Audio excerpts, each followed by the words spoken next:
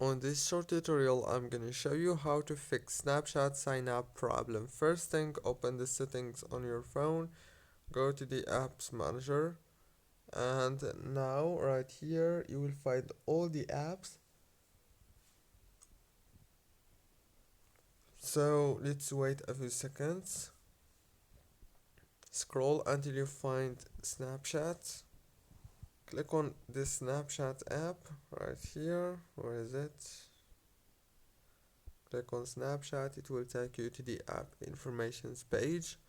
Or what you want to do next is very simple. Just click here on the storage, click on clear data, and then click on delete.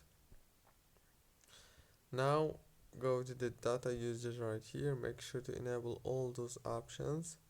Go back and then click on the permissions, make sure right here to enable all the permissions. And the last thing you want to do is go back to the settings, go to the wireless and networks, go to the airplane mode, enable it and disable it. Don't forget to like, subscribe.